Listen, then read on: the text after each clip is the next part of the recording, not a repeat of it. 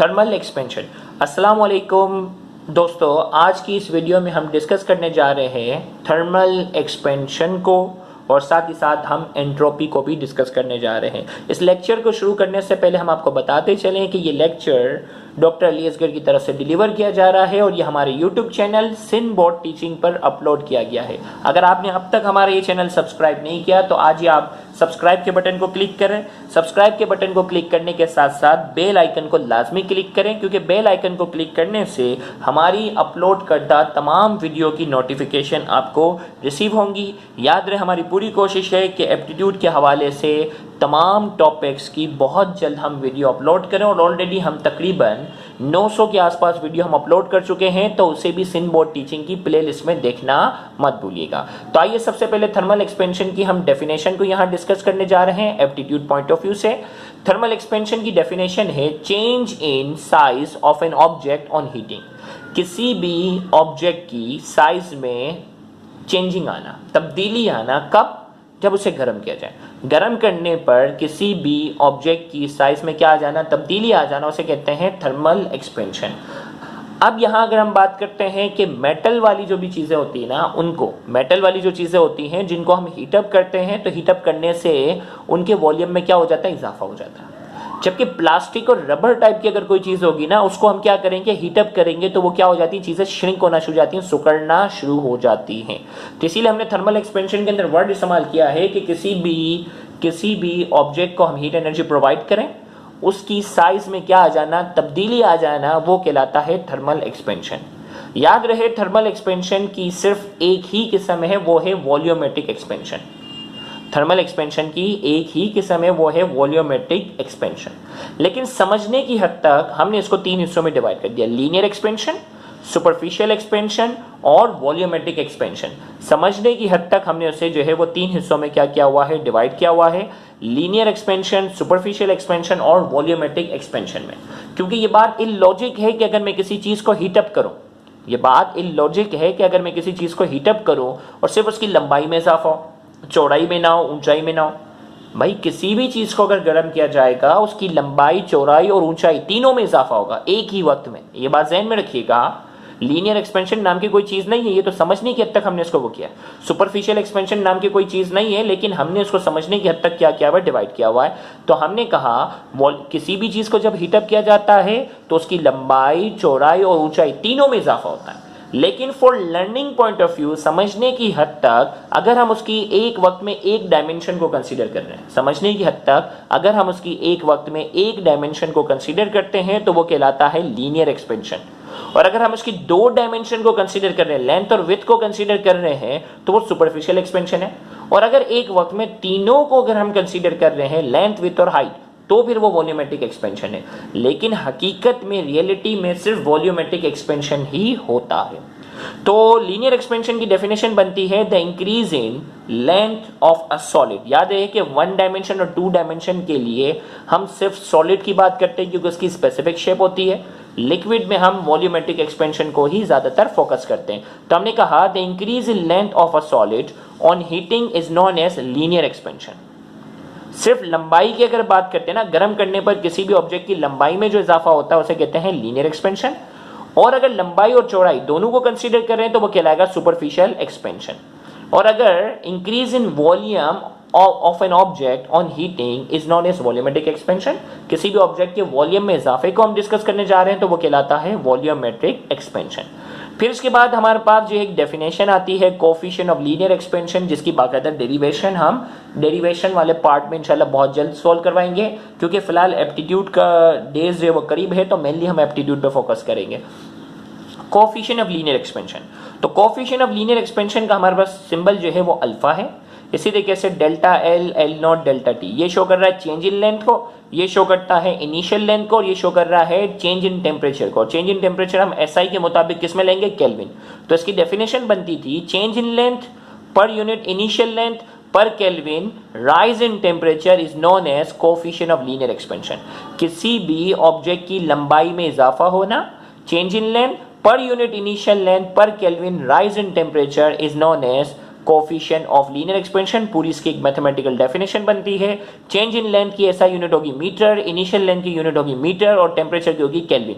Metre metre से क्या हो जाता है कैंसिल, मीटर मीटर से कैंसिल हो जाता है और बचता क्या है केल्विन। अब ये हो गया 1 अपॉन केल्विन के दो या केल्विन इनवर्स जो है ये ऐसा यूनिट है किसकी, कोफिशिएंट ऑफ लीनियर एक्सपेंशन की। सुपरफिशियल एक्सपेंशन क्योंकि सेंट टेक्स्ट बुक बोर्ड का हिस्सा नहीं है, पंजाब टेक्स्ट बुक बोर्ड और दीगर जो पाकिस्तान के बोर्ड हैं उनका बाकायदा हिस्सा है, तो वो बच्चे उसको अपनी बुक से रीड कर लें। कोफिशिएंट ऑफ वॉल्यूम एक्सपेंशन वही डेफिनेशन हो गई, चेंज इन वॉल्यूम पर यूनिट इनिशियल वॉल्यूम पर केल्विन राइज इन टेम्परेचर। वो चेंज इन वॉल्यूम की ऐसा यूनिट होगी मीटर क्यूब, इनिशियल वॉल्यूम की ऐसा यूनिट है मीटर क्यूब और डेल्टा टी जो है वो क्या है केल्विन है। तो यहां हमने कहा कि ये पर केल्विन हो गया या केल्विन इनवर्स जो है वो क्या है इसकी बाकायदा यूनिट। इसी तरीके से अब हम एक डेरिवेशन करते हैं, उसमें हम बाकायदा प्रूफ करते हैं कोफिशिएंट ऑफ वॉल्यूमेट्रिक एक्सपेंशन जो होता है वो 3 टाइम्स होता है कोफिशिएंट ऑफ लीनियर एक्सपेंशन के, जिसे हमने कहा बीटा बराबर है किसके, 3 अल्फा के। ये भी बाकायदा डेरिवेशन का हिस्सा है, तो डेरिवेशन के पार्ट में हम इसको बाकायदा प्रूफ करके भी बताएंगे। इसी तरीके से एंट्रोपी की हम बात करेंगे। एंट्रोपी की डेफिनेशन सबसे पहले, the measurement of molecular disorder of the system is known as entropy. किसी भी सिस्टम में जो मॉलिक्यूल्स के, किसी भी सिस्टम की हम बात करते हैं जो मॉलिक्यूल्स के दरमियान जो डिसऑर्डर होता, डिसऑर्डर का मतलब होता है बेतरतीबी। डिसऑर्डर का मतलब क्या होता है, डिसऑर्डर का मतलब होता है बेतरतीबी। तो किसी भी सिस्टम में जो मॉलिक्यूल्स के दरमियान जो डिसऑर्डर होता है, किसी भी सिस्टम में जो मॉलिक्यूल्स के दरमियान क्या होता है, डिसऑर्डर होता है, उसे हम क्या कहते हैं, entropy. The measurement of molecular disorder of the system is known as entropy. किसी भी सिस्टम में मॉलिक्यूल के दरमियान बेतरतीबी। अब ये डिसऑर्डर क्या है मैं समझाता हूं। फॉर एग्जांपल सॉलिड, लिक्विड और गैस। हमें मालूम है सॉलिड के जो एटम्स या मॉलिक्यूल होते हैं वो टाइटली पैक्ड होते हैं और इनके दरमियान वाइब्रेशनल मोशन होती है। लिक्विड के जो मॉलिक्यूल होते हैं उनके दरमियान जो है वो थोड़ा सा स्पेस होता है और ये रैंडम मोशन कर सकते हैं। गैस के मॉलिक्यूल्स के दरमियान बहुत ज़्यादा स्पेस होता है और वो बहुत ही बेतरतीब तरीके से क्या कर सकते हैं, मोशन कर सकते हैं। तो अगर इन तीनों में अगर मैं कंपैरिजन करूं तो सबसे कम एंट्रोपी, देखो मेजरमेंट ऑफ मॉलिक्यूलर डिसऑर्डर है ना, बेतरतीबी की बात करेंगे तो सबसे ज्यादा बेतरतीबी गैस में है, फिर लिक्विड में, और सबसे कम बेतरतीबी जो है वो किसकी है, सॉलिड की। सॉलिड की एंट्रोपी क्या होगी, सबसे कम होगी।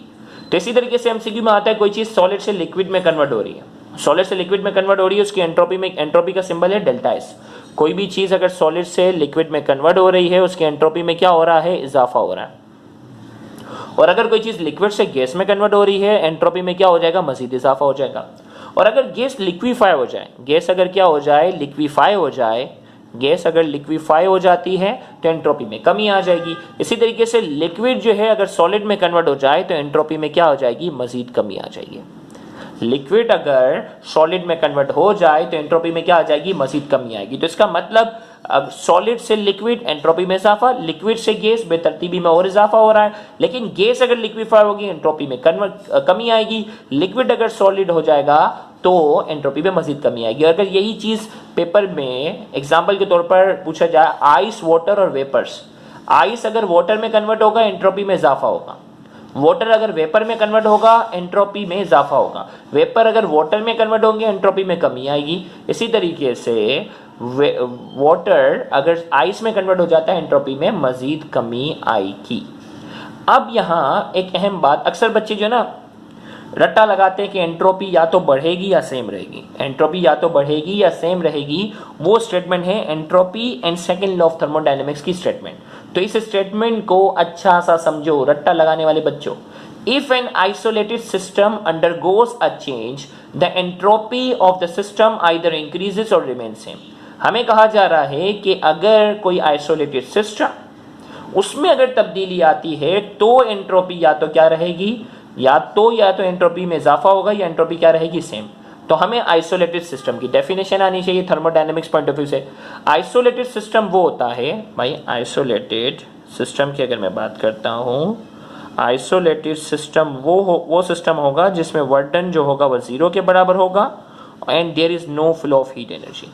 The system which does no work and there is no flow of heat energy, वो सिस्टम जिसमें वर्डन भी 0 के बराबर हो और जिसमें हीट एनर्जी भी फ्लो ना करे। वो सिस्टम जिसमें वर्क डन जो है वो 0 के बराबर हो और जिसमें हीट एनर्जी फ्लो ना करे, उस सिस्टम को हम नाम देते हैं आइसोलेटेड। उस सिस्टम को हम क्या नाम देते हैं? आइसोलेटेड सिस्टम का नाम देते हैं।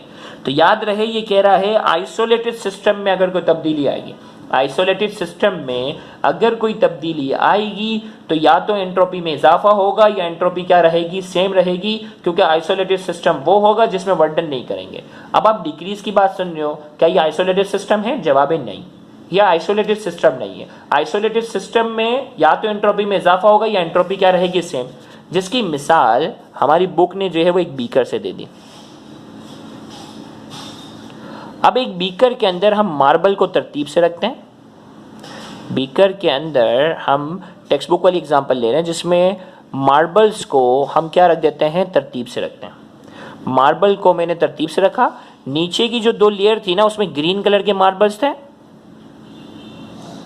ग्रीन कलर के मार्बल्स थे, और ऊपर की जो 2 लेयर है ना, उसमें व्हाइट कलर के मार्बल है।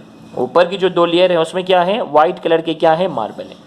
और अगर मैं उसे क्या करता हूँ? शेक करता हूँ, हिलाता हूँ। क्या करता हूं मैं? उसे हिलाता हूं तो ये तरतीब क्या हो जाएगी? बिगड़ जाएगी। तरतीब क्या हो जाएगी? बिगड़ जाएगी। और अगर मैं बारी बारी ये बीकर स्टूडेंट के हाथ में देता हूं, कहता हूं कि बेटा आप इसको सिर्फ हल्का सा हिला सकते हो, हल्का सा क्या कर सकते हो? शेक कर सकते हो। क्या आपके शेक करने से ये तरतीब मुझे दोबारा मिलेगी? जवाब है नहीं। भाई एक तरतीब थी ना, उस तरतीब को मैंने थोड़ा सा हिला दिया। हिलाने के बाद ये बीकर बारी बारी स्टूडेंट के हाथ में देता हूं और कहता हूं कि बेटा वर्क डन नहीं करना। वर्क डन का मतलब कि मार्बल को हाथ से उठा के अपनी जगह पर दोबारा नहीं लाना, वर्क डन नहीं करना, आप सिर्फ इसको हल्का सा हिला सकते हो। तो आपके जहन में क्या बात है कि सर अगर हम थोड़ा सा उसे शेक करते हैं ना, वर्क डन की अगर इजाजत नहीं है, अगर वर्क डन की इजाजत नहीं है तो हम इसे क्या करते हैं? हल्का सा क्या करते हैं? थोड़ा सा शेक करते हैं। तो हमारे शेक करने से, हिलाने से या तो ये बेतरतीबी में मजीद इजाफा हो जाएगा, या तो इस बेतरतीबी में क्या हो जाएगा? मजीद इजाफा हो जाएगा, या ये बेतरतीबी जो होगी अपनी जगह क्या रहेगी? बरकरार रहेगी। तो सेम आइसोलेटेड सिस्टम की एग्जांपल हमारी बुक ने यही दी कि भाई यहां वर्क डन की इजाजत नहीं थी ना, इस वजह से आपने कहा ना कि या तो बेतरतीबी वैसे की वैसी रहेगी या बेतरतीबी में मजीद इजाफा हो जाएगा। तो सेम यहां कहा कि अगर आइसोलेटेड सिस्टम में कोई तब्दीली आती है तो या तो एंट्रोपी में इजाफा होता है या एंट्रोपी क्या रहती है? सेम रहती है। इसी तरीके से एंट्रोपी का हमारे पास फॉर्मूला है delta Q upon T. Entropy का हमारे पास फॉर्मूला है डेल्टा क्यू अपॉन टी। अब Q जो है वो जूल को शो कर रहा है, T शो कर रहा है केल्विन को। अब इस फॉर्मूले के मुताबिक हीट सप्लाई जब भी करेंगे तो हमें मालूम है थर्मोडायनेमिक्स पॉइंट ऑफ व्यू से कि Q की वैल्यू प्लस में लेंगे। अगर Q की वैल्यू अगर हम प्लस में लेंगे तो एंट्रोपी क्या होगी? पॉजिटिव। इसी तरीके से अगर हीट एनर्जी रिजेक्ट होगी तो एंट्रोपी क्या होगी? नेगेटिव। इसी तरीके से अगर प्रोसेस रिवर्सिबल है, प्रोसेस रिवर्सिबल वो होता है ना जिसमें रिएक्टेंट प्रोडक्ट में कन्वर्ट हो जाए और प्रोडक्ट दोबारा क्या हो जाए? रिएक्टेंट में कन्वर्ट हो जाए। तो रिवर्सिबल केमिकल रिएक्शन के लिए आप केमिस्ट्री वाले पोर्शन में आप देख सकते हैं, चैप्टर 6 को हमने बहुत डिटेल में एक्सप्लेन किया हुआ है। तो हमने कहा रिवर्सिबल प्रोसेस की जब भी हम बात करते हैं तो एंट्रोपी जो उसकी होगी, रिवर्सिबल प्रोसेस में एंट्रोपी क्या होती है? कांस्टेंट, क्योंकि ओवरऑल रिएक्टेंट दोबारा क्या हो जाएगा? प्रोडक्ट में आ सकता है। इरिवर्सिबल प्रोसेस में एंट्रोपी क्या हो जाती है? इजाफा होता है। और इसी तरीके से एमसीक्यू में आता है entropy of the universe. Entropy of the universe बाकायदा पूछा जाता है कि हमारी यूनिवर्स की एंट्रोपी के बारे में क्या ख्याल है? तो उसकी एंट्रोपी में क्या हो रहा है? इजाफा हो रहा है, क्योंकि हमारी यूनिवर्स जो है वो मुसलसल क्या होती जा रही है? फैलती जा रही है। तो हमारी यूनिवर्स की एंट्रोपी में क्या हो रहा है? मुसलसल इजाफा हो रहा है, इंक्रीज। तो एंट्रोपी ऑफ द यूनिवर्स अगर कहा जाए तो आप क्या कहेंगे? इजाफा, क्योंकि कायनात हमारी मुसलसल क्या होती जा रही है? फैलती जा रही है। तो आपका अगर आज का लेक्चर आपको पसंद आया है तो कमेंट में अपना फीडबैक देना मत भूलिएगा। वीडियो को लाइक करें, ज़्यादा से ज़्यादा शेयर करें। Thank you very much. Allah हाफिज़।